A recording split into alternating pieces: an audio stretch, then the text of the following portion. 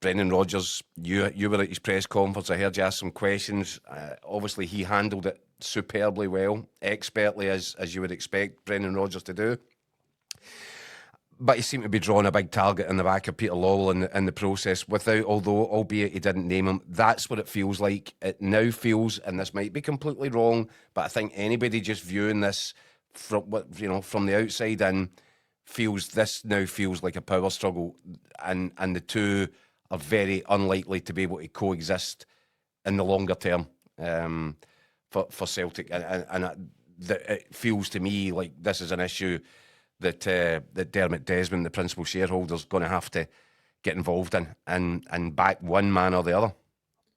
Yeah, it does. It does seem like there's some sort of battle of the big beast behind the scenes, isn't there? It feels like that. I mean, as I say, I was there on Friday. Having been at a lot of Brendan Rodgers press conferences, and they're usually entertaining. Friday was just another level. I mean, we were wondering how it was going to go and how he was going to play it. And the first 3 or 4 minutes where some of us thought might happen, it was very kind of measured, but it was all kind of we'll learn from the lessons, and it was all kind of pretty kind of calm, nothing particularly jumping out. But then the switch get flicked, and it was like, okay, it's popcorn time, and he made 25. Just went up through the gears. Yeah, I mean, you could listen. Having been at a lot of these things, and I know sometimes you can get a sense of how he is, and things were starting to open up. And you thought he's going to go here. He is going to just let it all come out, and he did. Not a word out of place. And I genuinely think they'll be showing that video in the SFA coaching courses at Largs for about 20 years. How to conduct a press conference. It was sensational. Just grenades getting dropped all over the place. And it wasn't an admission of names; it was an omission of names, wasn't it? Yeah, it was what he didn't say. It was a list. It was a list of good guys. A good guy, good guy. Michael and Dermot have been brilliant. Good guy, good guy. And like, well, hold on a minute. And listen, he's left himself some plausible deniability by not naming names. I mean, I think, listen, I actually asked him. I says, listen, sounds like you know who this is. I heard that. And his answer didn't convince anybody. There was a pause, right? And it was a pause. And I thought, he's going to do it. He's going to say it. And then he said, no. And I had a little nibble at it again. And he kind of with a wee smile. And it was like... There was a smile. There was almost a wink of the eye. It couldn't be any more obvious. Everybody in this room knows what we're talking about. It was almost like, how far can I actually go here? Listen, it was 32 minutes of basically back me or sack me from Brendan Rodgers. That's what it basically amounted to. It was genius. I mean, he said, it's just the first time he's really actually said, I would love to stay longer. I mean, for 2.5 years, it's been, we'll wait and see how it goes. It's not really on my thoughts now. It's the first time he's actually come out and said, no, I'd love to stay here longer. So right away, that's an intake of breath. Well, that's a new thing. And he says, but the caveat is basically the club have to match his ambition and align with his vision. But the statement that was put out earlier in the week completely contradicts that vision. It was we need to be careful. We can't spend this money because UEFA might get us into trouble, even though we've got 100 million quid in the bank. It looks like coming up. So it kind of contradicted the statement. So it's hard to see those things aligning. So therefore, what Rodgers has done, he's given himself a kind of ultimate out. If at the end of the season he says Ramovski, he can say, well, I did say I would stay if they were going to align with my vision, and it's not quite worked out that way. Yeah. So I wish you all the best, and I'll get myself a scarf, and I'll see you for the 10th reunion or whatever it is in 10 years' time or something like that. So he has given himself that kind of outball, which is really shrewd as well. Do you know what I mean? Because he's completely rehabilitated himself in terms of the eyes of the fans.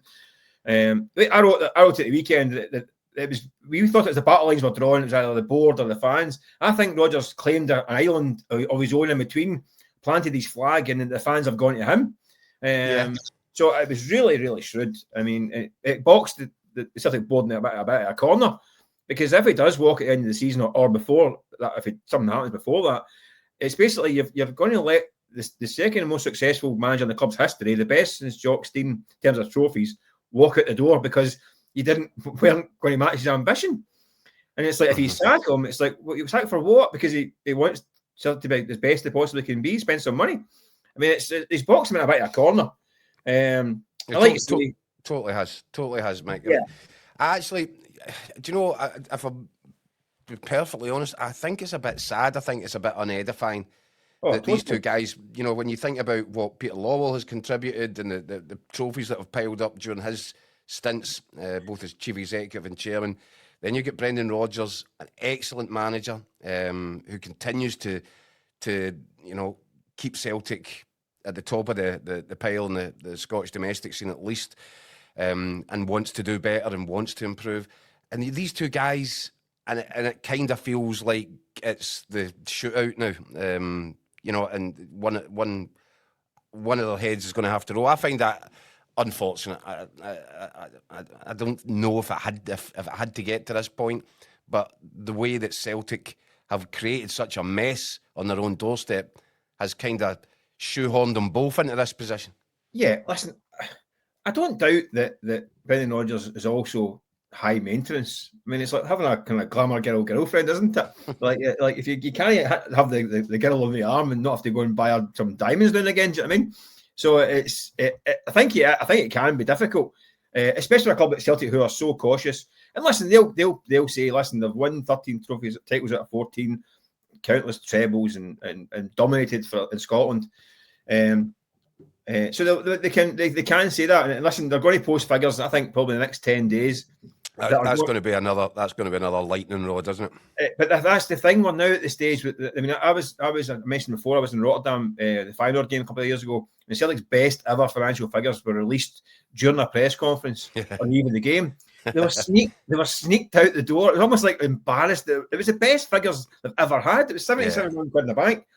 And I think that's going to, I mean, the whispers I'm hearing is that they could be close to 100 million quid sitting in the bank. And that's going to please no one. This money is a major problem for Celtic. Mm-hmm. It's a noose around their neck. It really is. It's a weight bearing down on them, because anything that goes wrong at any point in time is going to be, why is this happening when that money's sitting there doing nothing? Yeah. It's not getting spent on the squad. It's not getting spent on the stadium. It's not built. I mean, all right, they built Barrowfield. I'm not sure it's up and running yet. But you're like, what is this money actually doing? And this rainy day excuse that's rolled out all the time. Well, listen, unless it's an absolute, I mean, that's what the phrase used. It's not a monsoon. I mean, that money should be for the betterment of the squad. And what's going to happen this season? And I still think that's a good result at the weekend. I think that the scenes at the end and all that stuff. But I still think there's major problems with the squad. It's imbalanced. Obviously some of the new recruits did really well at the weekend, but I think there's still issues in that squad that are going to be exposed, especially in Europe.